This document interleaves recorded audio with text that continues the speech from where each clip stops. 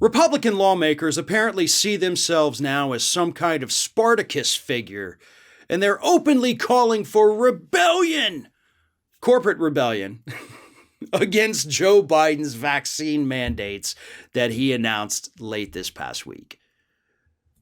Dan Crenshaw says, "Are you people trying to start a full-on revolt?"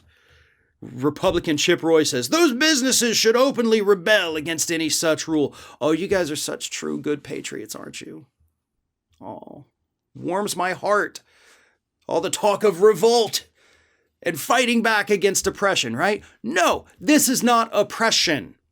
For the record, the companies, the ones with more than 100 employees that are now subjected to these new Labor Department rules, where you either have to have mandatory vaccines or weekly testing, because it's not even an actual vaccine mandate.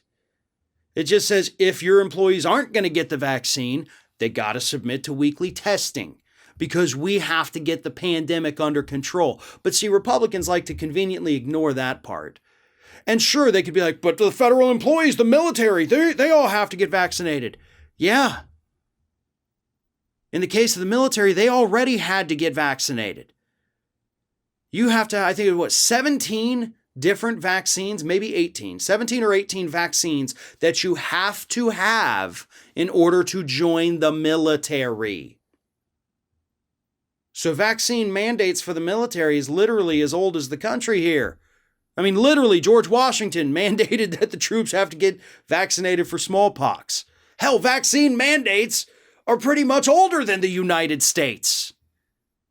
So this is nothing new, not to mention the fact 1905 Jacobson versus Massachusetts U.S. Supreme Court case said, yes, vaccine mandates are constitutional and they do not violate your freedom because you do not have the freedom to infect people with deadly viruses.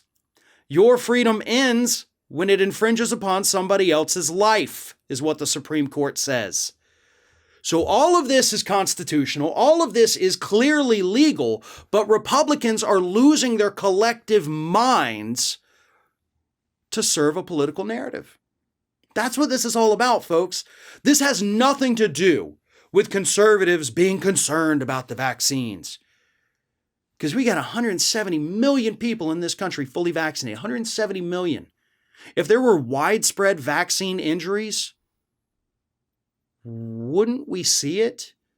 We'd either be experiencing it ourselves because we're vaccinated, or we'd see it in our family and our friends and our neighbors and our coworkers.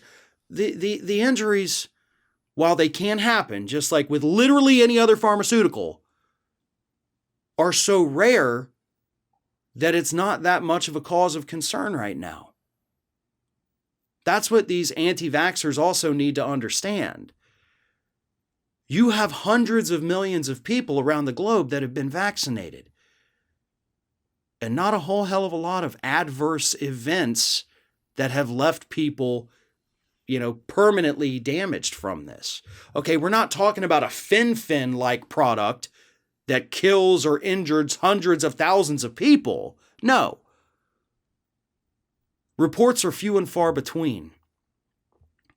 But these Republicans and the anti-vaxxers are trying to craft a narrative that is simply not based in reality. It sure as hell isn't based in U.S. law.